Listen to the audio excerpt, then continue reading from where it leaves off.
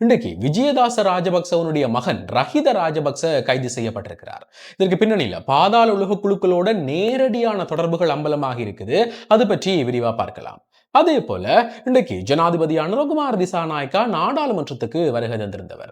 அதுல வச்சு இந்த பசில் ராஜபக்சவனுடைய கைது, வெள்ளை வேன் கடத்தல்கள், வசீம் தாஜுதீன் கொலை என்று பல விடயங்களை வெளிப்படுத்தி இருக்கிறார். அது மட்டும் இல்லாம இப்ப நடைபெறுகிற இந்த உயிர்த்த ஞாயிறு குண்டு தாக்குதல் விசாரணைகளுக்குள்ள இந்த சஹ்ரானுடைய ஆன்மீக தலைவர் மௌலவி தொடர்பில் இன்றைக்கு முதலாவது தீர்ப்பு வழங்கப்பட்டிருக்குது. ஆக இவையெல்லாம் என்னன்ற பற்றியும் மேலும் பல முக்கியமான செய்திகளை பற்றியும் தான் இந்த காணொலியில விளக்கமா பார்க்க போறோம். என்ன விடயம் என்று சொன்னா, இன்றைக்கு காலை 10 மணி அளவில் இந்த முன்னாள் அமைச்சர் விஜயதாச ராஜபக்சவனுடைய மகன் ரஹித ராஜபக்ச கைது செய்யப்பட்டிருக்கிறார். என்ன நடந்திருக்குது என்று சொன்னா, இவருக்கும் இலங்கையினுடைய அதி உயர் குற்றவாளி என்று சொல்லப்படுகிற இப்ப கைது செய்யப்பட்டு விளக்கமறியல்ல வைக்கப்பட்டிருக்கிற இந்த ஹரக்கட்டாவுக்கும் இடையில மிக நெருக்கமான தொடர்புகள் இருந்திருக்குது. இது எந்த அளவு தூரம் என்று சொன்னா, இந்த ஹரக்கட்டாவை பயங்கரவாத தடை சட்டத்தில் இருந்து விடுதலை செய்து ஒரு சாதாரண சிறைச்சாலைக்கு மாத்திர செயற்பாட்டில் இந்த ரஹித ராஜபக்ச ஈடுபட்டிருக்கிறார். இதற்காக ஹரக்கட்டாவுடைய தரப்பில் இருந்து 1200 லட்சம் 120 மில்லியன் ரூபாய்கள் இந்த ரஹித ராஜபக்சவுக்கு வழங்கப்பட்டிருக்குது. அதை வச்சுக்கொண்டு குற்றப்புலனாய்வு திணைக்களத்தினுடைய உயர் அதிகாரிகளோட தொடர்புகளை ஏற்படுத்தி அவர்களுக்கும் பணம் தருகிறேன் என்ற ஒரு ஒப்பந்தத்தின் அடிப்படையில் இந்த ஹரக்கட்டாவை பயங்கரவாத தடை சட்டத்திலிருந்து விடுதலை செய்கிற முயற்சிகளை இந்த ரஹித ராஜபக்ச மேற்கொண்டிருக்கிறாராம். இந்த விடயம் வெளியில தெரிய வந்து உடனடியாகவே இவருக்கு எதிராக ஒரு முறைப்பாடு பதிவு செய்யப்பட்டது. அதுல இன்றைக்கு வாக்குமூலம் பெறத்துக்காக அழைக்கப்பட்ட நிலையில இலங்கையினுடைய குற்றப்புலனாய்வு திணைக்களத்தில் வைத்தே இவர் கைது செய்யப்பட்டிருக்கிறார். இப்படி இருக்கும்போதுதான் இன்றைக்கு ஜனாதிபதி அனுரகுமார் திசாநாயக்கா நீண்ட நாட்களுக்கு பிறகு நாடாளுமன்றத்துக்கு வருகை தந்திருந்தவர். அதுல வைத்து பல பாரிய குற்றச்சாட்டுகளை வெளிப்படுத்தி இருக்கிறார். அவ என்னன்றதை ஒன்று ஒன்றா பார்க்கலாம். முதலாவது இந்த பசில் ராஜபக்சவனுடைய கைது. என்ன சொல்லியிருக்கிறார் என்று சொன்னா, இந்த சிவப்பு பிடியாணை பிறப்பிக்கப்பட்ட பசில் ராஜபக்ச இன்னமும் இலங்கைக்கு வரையில. அவர் எந்த ஒரு நீதிமன்ற விசாரணைகளுக்குமே சமூகம் அளிக்கல. இதால மிக கூடிய விரைவில் இந்த பசில் ராஜபக்சவை நாங்கள் அமெரிக்காவில் வைத்து கைது செய்ய போறோம். அவர் கைது செய்யப்பட்டு அழைத்து வரப்படுகிற காட்சிகளை நீங்கள் பார்க்கக்கூடியது போல் இருக்கும். இலங்கையில இந்த ஊழல்கள், அதே போல கொலைகள், கொள்ளைகள் என்று இந்த சம்பவங்களில் ஈடுபட்டு போட்டு நீங்கள் எந்த நாட்டில் தலைமறைவாக இருந்தாலும் உங்களை கைது செய்வோம். அதுல இந்த பசில் ராஜபக்ச மிக கூடிய விரைவில் கைது செய்யப்பட போகிறார் என்று சொல்லி இன்றைக்கு நாடாளுமன்றத்தில் வைத்து பகிரங்கமான ஒரு அறிவிப்பை வெளியிட்டிருக்கிறார். அதே போல இந்த வசீம் தாஜுதீன் படுகொலை செய்யப்பட்டது, உயிர்த்த ஞாயிறு குண்டு தாக்குதல்கள் எல்லாமே ஒரே ஒரு அரசியல் குடும்பம் தங்களுடைய சுய லாபத்துக்காக செய்து கொண்டதுதானாம். இந்த அரசியல் குடும்பம் தங்களுடைய அதிகாரத்தை தக்க வைக்கிறதுக்காகத்தான் இந்த செயல்களில் ஈடுபட்டிருக்குது. இது எல்லாமே இப்ப உறுதிப்படுத்தப்பட்டிருக்கிறதாக ஜனாதிபதி அனுரகுமார் திசாநாயக்கா சொல்லியிருக்கிறார். இதுல இந்த உயிர்த்த ஞாயிறு குண்டு தாக்குதலை பற்றி உங்கள் எல்லாருக்குமே தெரிந்திருக்கும். ஆனா யார் இந்த வசீம் தாஜுதீன்? அவர் ஏன் கொல்லப்பட்டவர்? அவருக்கும் இந்த முக்கியமான அரசியல் குடும்பத்துக்கும் இடையில என்ன பிரச்சனைகள் இருந்தது என்று சொல்லி உங்களுக்கு தெரியாட்டிக்கு தயவு செய்து கமெண்ட்ஸ்ல சொல்லுங்க. அது பற்றி ஒரு விரிவான விளக்கமான காணொளி பதிவிடுறேன். அதே போல இந்த மஹிந்த ராஜபக்சவனுடைய ஆட்சி காலத்தில் இடம்பெற்ற வெள்ளை வேன் கடத்தல்களை பற்றியும் இன்றைக்கு அனுரகுமார பல விடயங்களை சொல்லியிருக்கிறார். எப்படி என்று சொன்னா, இந்த மஹிந்த ராஜபக்சவனுடைய ஆட்சி காலத்தில் பல பேர் இந்த வெள்ளை வேன்களில் கடத்தப்பட்டிருக்கிறார்கள்.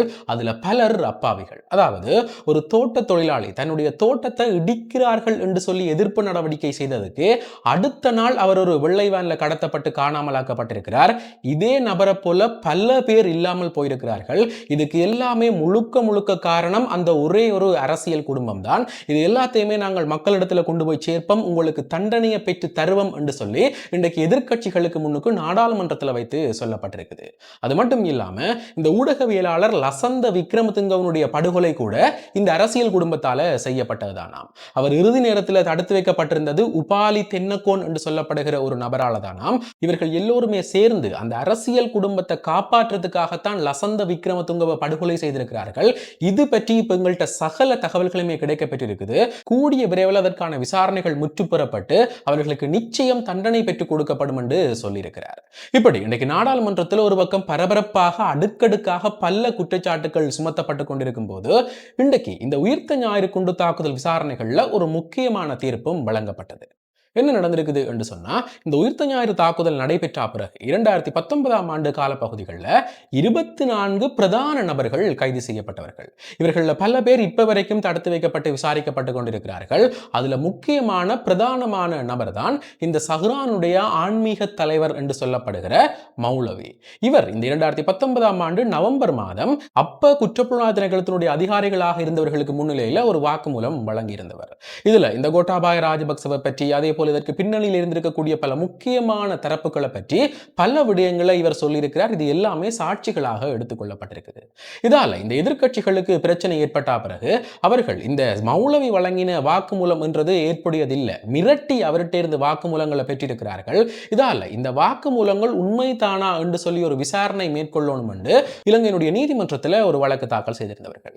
இதன்படி ஒரு நீண்ட விசாரணை இடம்பெற்று அந்த வழக்கினுடைய தீர்ப்பு இன்றைக்கு வழங்கப்பட்டிருக்குது. இதுல என்ன சொல்லப்பட்டிருக்குது என்று சொன்னா, இந்த சஹ்ரானுடைய ஆன்மீக தலைவர் இந்த மௌலவி வழங்கின வாக்குமூலம் என்றது யாருடைய மிரட்டல்களையோ இல்லை இவரை வெறுட்டியோ பெற்றுக்கொண்டதில்லை. அவர் முழுக்க முழுக்க சுய நினைவினுடைய பேர்ல தான் சொல்லி இருக்கிறார். சொல்ல போனா அவர் மட்டுமில்லை, அவரோட வாக்குமூலம் வழங்கின 4-5 பேர்கள் என்று சொல்லி அனைவருமே தங்களுடைய சுய நினைவின் பேர்ல தான் சொல்லி இருக்கிறார்கள். அவர்கள் சொன்ன சகல தகவல்களுமே சாட்சிகளாக எடுத்துக்கொள்ளப்பட்டு அவையும் இனி விசாரணை செய்யப்பட போகிறதாக இன்றைக்கு கொழும்பு மேல் நீதிமன்றம் தீர்ப்பளித்திருக்குது. உண்மையிலேயே இவ்வளவு நாளுமே இந்த கோட்டாபாய ராஜபக்ச தரப்பு தப்பிச்சு கொண்டிருந்தது இந்த சாட்சிகள் எல்லாமே உண்மை இல்லை என்று சொல்லிக் கொண்டுதான். ஆனா இன்றைக்கு இது தொடர்பிலையும் ராஜபக்சர்களுக்கு ஒரு பெரிய ஏமாற்றமே ஏற்பட்டிருக்குது. அதே போல நேற்றைய தினம் இந்த கோட்டாபாய ராஜபக்சவுக்கு எதிரான விசாரணைகள் நடைபெறும் போது அதில் வைத்தும் கோட்டாபாய ராஜபக்சவுக்கு எதிராக ஒரு பிரதான சாட்சி சமர்ப்பிக்கப்பட்டிருக்குது. எப்படி என்று சொன்னா, அண்மையில் இந்த கோட்டாபாய ராஜபக்ச விசாரணைக்கு உட்படுத்தப்படும் போது அவர்கிட்ட அசாத் மௌலானா பற்றின தகவல்கள் கோரப்பட்டது. இதற்கு கோட்டாபாய ராஜபக்சவனுடைய தரப்பு சொன்னது, எனக்கு அசாத் மௌலானாவை யாருன்றே தெரியாது, நான் அவரை பார்த்ததே இல்லை, அவர் என் மேல சொல்லியிருக்கிற எல்லா குற்றச்சாட்டுகளுமே பொய் என்று சொல்லி இலங்கையினுடைய நீதிமன்றத்தில் அவர் சொல்லியிருந்தவர். இருந்தாலும் நேற்றைக்கு என்ன நடந்திருக்குது என்று சொன்னா, இலங்கையினுடைய சட்டமா அதிபரால இந்த கோட்டாபாய ராஜபக்சவும் அதே போல அசாத் மௌலானாவும் ஒன்றாக இருக்கிற புகைப்படம் நேற்றைக்கு நீதிமன்றத்தில் நீதிபதியிட்ட சமர்ப்பிக்கப்பட்டிருக்குது. இது தொடர்பில் உடனடியாகவே கோட்டாபாய ராஜபக்சவனுடைய தரப்பால, நான் அவரை சந்திச்சிருக்கலாம், ஆனா எனக்கு ஞாபகம் இல்லை, இவரை எனக்கு யாரென்றே தெரியாது என்று சொல்லி அதற்கு பிறகும் தங்களுடைய சமாளிப்பு கதைகளை சொல்லி இருக்கிறார்கள். இதற்கு பிறகு இந்த வழக்கு விசாரணைகள் ஜூலை மாதம் 6ஆம் திகதிக்கு ஒத்திவைக்கப்பட்டிருக்குது. அன்றைய தினம் பெரும்பாலும் தீர்ப்புகள் வழங்கப்படலாம் என்று எதிர்பார்க்கப்படுகிற நிலையில இவர் கைது செய்யப்படுறதுக்கான உத்தரவுகள் பிறப்பிக்கப்படுமா இல்லையா என்றதை பொறுத்திருந்துதான் பார்க்கணும். அதே போல இலங்கையில இந்த வீடுகள் வாகனங்களை விற்பனை செய்யக்கூடிய நபர்களுக்கு என்று சொல்லி ஒரு புதிய அறிவிப்பு வெளியாக இருக்குது. என்ன சொல்லப்பட்டிருக்குது என்று சொன்னா, இலங்கையில நாங்கள் இந்த வீடுகளை விற்பனை செய்யும் போது, அதிலையும் எங்களுடைய குடும்ப உறுப்பினர்களுக்கு வீடுகளை விற்பனை செய்யும் போது அதற்கு எந்த விதமான வரியுமே கிடையாது. ஆனா எங்களுக்கு சம்பந்தம் இல்லாத 3வது நபர் ஒருவருக்கு வீடுகளை விற்பனை செய்யும் போது அதிலையும் நீங்கள் வரி விலக்குகளை பெற்றுக்கொள்ளணும் என்று சொன்னா ஒரு சில குறிப்பிட்ட நடைமுறைகளை பின்பற்றணும். அதாவது அந்த வீட்டினுடைய உரிமையாளராக நீங்கள் ஆக குறைந்தது 3 ஆண்டுகள் என்றான இருக்கணும். அதே போல அந்த வீட்டில் நீங்கள் 2 ஆண்டுகளுக்கு மேல வசித்திருக்கணும். இப்படி இருந்தால் நீங்கள் அந்த வீடுகளை 3வது நபருக்கு விற்பனை செய்யும் போது அதற்கு உங்களுக்கு முழுமையான வரி விலக்கு அளிக்கப்படும். அதே போல இந்த வாகனங்களை விற்பனை செய்யும் போது 2024ஆம் ஆண்டு ஏப்ரல் மாதம் 1ஆம் தேதியிலிருந்து அதற்கான விற்பனை வரிகள் சொல்லியிருந்தது. ஆனா அதுவும் முழுமையாக நீக்கப்பட்டிருக்குது. இதால் அந்த வாகனம் எப்போ உற்பத்தி செய்யப்பட்டது, அதனுடைய தரம் என்னன்னு சொல்லி எந்த விதமான பிரச்சனைகளுமே கிடையாது. முழுமையான வரி விலக்கோடு நீங்கள் அதை விற்பனை செய்து கொள்ள முடியும் என்று சொல்லி இன்றைக்கு ஒரு புதிய அறிவித்தல் வெளியாக இருக்குது. இப்படி இருக்கும்போதுதான் இன்றைக்கு வெனிசுலா நாட்டில் 2 நிலநடுக்கங்கள் ஏற்பட்டிருக்குது. அடுத்தடுத்து 37 வினாடிகள்ல அடுத்தடுத்து இந்த நிலநடுக்கங்கள் ஏற்பட்டிருக்குது. உண்மையிலேயே ஒரு மிகப்பெரிய நிலநடுக்கம் என்று சொல்லப்பட்டிருக்குது. வெனிசுலா நாட்டினுடைய செய்தி ஊடகங்களில் இருந்து கிடைத்த தகவல்களின்படி இந்த உயிரிழப்புகளினுடைய எண்ணிக்கை 1000 இருந்து 10,000 வரைக்கும் இருக்கலாம் என்று சொல்லப்பட்டிருக்குது. உண்மையிலேயே ஒரு மிகப்பெரிய சம்பவம் பதிவாகி இருக்குது. இப்ப மட்டுமே பலருடைய உடல்கள் தோண்டி எடுக்கப்பட்டிருக்குதாம். அங்க இருக்கிற இந்த விமான நிலையங்கள், பாடசாலைகள் என்று சொல்லி சகலதுமே இடைநிறுத்தப்பட்டு சகல அதிகாரிகளும் அந்த சம்பவம் நடந்த இடத்துக்கு கொண்டு வரப்பட்டு இந்த மீட்பு பணிகள் துரித நடவடிக்கையில் ஆரம்பிக்கப்பட்டிருக்குது. அதற்கு அமெரிக்காவும் தன்னுடைய உதவிகளை செய்து கொண்டிருக்கிறதாக சொல்லப்பட்டிருக்குது. ஆக இந்த விடயங்கள் தொடர்பில் உங்களுடைய கருத்துக்கள் என்னன்றதை மறக்காம கமெண்ட்ஸ்ல சொல்லுங்க. இதே போல மேலும் ஒரு முக்கியமான பிரயோசனமான தகவலோட இன்னும் ஒரு காணொளியில் சந்திக்கிறேன். நன்றி.